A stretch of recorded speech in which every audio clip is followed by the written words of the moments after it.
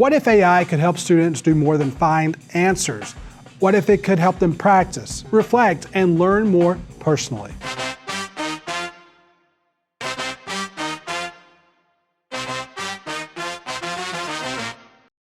Welcome to Speaking of Higher Ed. I'm Andrew Everett. This is episode 42, and we're kicking off our Summer Shorts series with a look back at 3 conversations about AI and course design.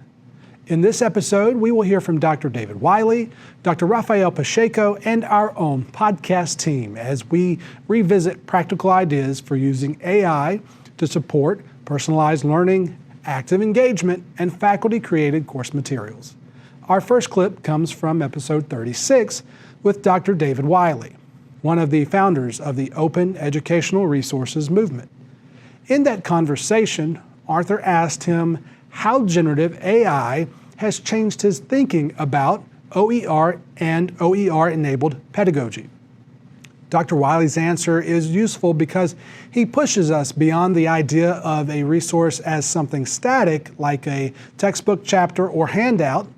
Instead, he asks us to imagine a resource that creates a customized learning experience for each student. Here's Dr. Wiley. Now, today, and toward the end of 2025, I think the ideal OER looks more like a very, very sophisticated prompt, maybe 2,000 or 3,000 words long, that I can give to my students that they can enter into a generative AI, and then they might experience a 20 or 30 minute long interactive study session where explanations are customized to things that they care about and find interesting or relevant. There's lots of formative assessment along the way. Misunderstandings are diagnosed kind of right as they happen and corrected. The idea that if I could take a fixed amount of time and write kind of like a traditional OER where I individually write every word that a student will ever read, I call it an open textbook, and I give it to them, there's a certain amount of learning that can happen there. But if I spend that same amount of time writing a prompt that can create a customized version of that experience for every student who interacts with it, that seems like it's a much better use of my time to, instead of writing a textbook chapter, to write a prompt that would lead a student through a conversation about all the topics that would have been in that chapter. But we'll begin by asking them, tell me some things you're interested in. Oh, you like music? You like basketball? You like hiking? Okay, those are the examples I'll use as I explain these topics to you. Now, okay, we just finished talking about this. Let me ask you a question. What do you think the relationship between supply and demand really is about? Open-ended answer. So that first part was right, but the second part isn't quite right. Let me tell you more about the second part. Right, that conversational learning. To me, that's what the future of OER is about creating those prompts as opposed to creating static textbook chapters. Instead of only asking, what content do I need to give students, we might ask, what kind of learning experience do I want students to have with this content? It does not mean the traditional materials disappear, but AI may give us new ways to help students practice, ask questions, receive feedback, and connect course ideas to their own interests. That also raises a very practical challenge. How do we make that kind of personalized support possible when a faculty member is teaching 80 or more students? That was part of the challenge Dr. Rafael Pacheco described in episode 40. Dr. Pacheco is an associate professor and associate dean for digital technologies in the Dental College of Georgia. In this episode, he talked about developing an AI-powered adaptive learning tool for his course. Here, he explains why he was drawn to this approach and how he thinks about using technology to guide student attention in a way that is purposeful.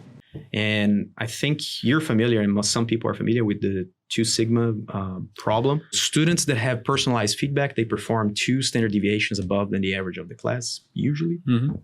So how can we do that with everyone? How can we be honest with all of these students and provide the same opportunity to everyone? So that was another reason that triggered me to do this. I know students like visuals. I know that the generations changed because nowadays we're giving a lecture and I'm talking about methacrylates, double bonds, and the wavelengths of the light. And they have their cell phone next to them. And it's impossible not to have the cell phone next to them. And then all of a sudden a message comes and they're just checking just for a second. Oh, my mother just sent me a message. That's it. That's it. You lost them. And it's not their fault. That's how life is now. So they have their computers, they have their cell phones, all these digital distractions. So I use a digital distraction for that. So I am distracting them with that digital tool. So the students, they are presented with a case, like a patient, like a real patient. I have this problem. And then prompted with a question. And that question can be multiple choice, can be multiple answer, can be ranking, can be ordering, and open-ended using AI. The only moment that we use AI is on these open-ended questions because we can't assess everybody, but AI can kind of filter the answer that's being given by the student and provide feedback immediately. So we solved 2 problems in one there. And the students, the ones that reported back saying that the type of question they liked the most was the open-ended AI question. So they talk to the patient. They talk like they're talking to a patient or to an assistant or to a faculty. So they interact with the tool. But by talking, you mean they're typing? They're typing. They're typing. As of now, they're typing. I didn't do voice because the classroom would be too crazy at that moment. Yeah, makes sense. But they're just type. But it can be voice with voice recognition and transcripts. It will work the same way. So we assess the way that they talk to the patient, even the tone that they use. The patient has a certain expectation that we program. So that's the AI portion. It's only for these open-ended questions that we provide feedback. But the overall structure works in a way that if they know about a certain topic, they move on. So that's what I meant about the beginners and the experts. So the more advanced students, they will likely move on at the beginning. Absolutely. The more advanced ones, they will move faster through the tool. Mm-hmm. And the ones that need to spend more time in that topic, they will spend more time in that topic. And there's no stakes. It's completely formative.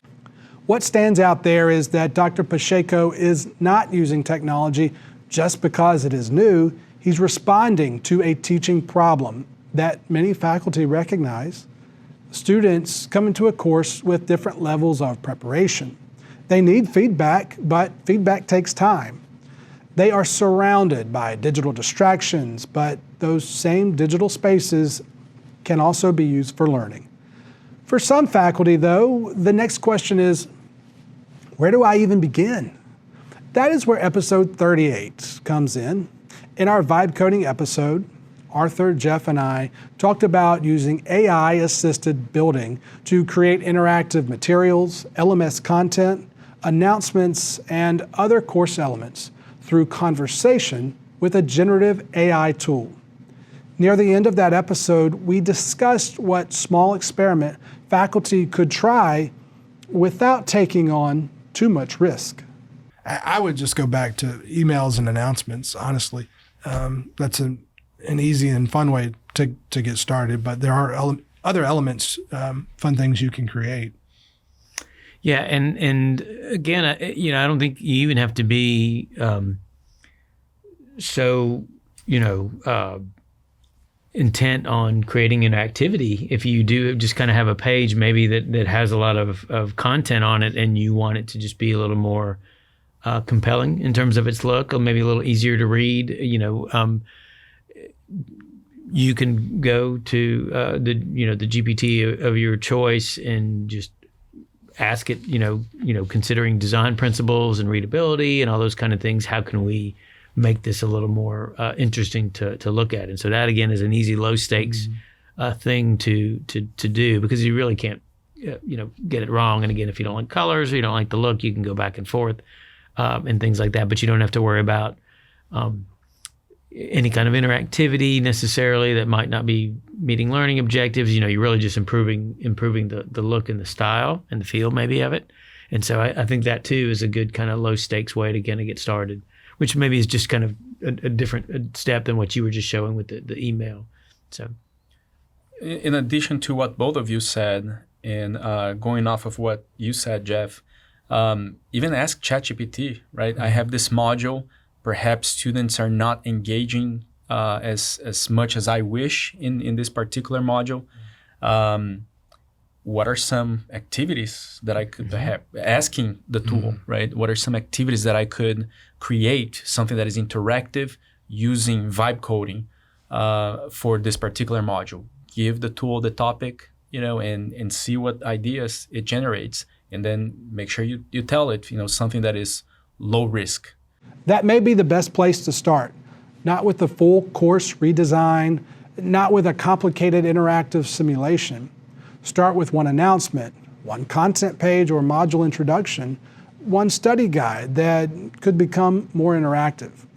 Then test it, check it, and ask yourself whether it supports the learning objective. Make sure it is accessible and keep the human judgment where it belongs, with you. That's it for this summer short. You can find the full conversations with Dr. Wiley, Dr. Pacheco, and our team on the Speaking of Higher Ed show page at augusta.edu/innovation/SOHE. Speaking of Higher Ed is produced by the Center for Instructional Innovation at Augusta University.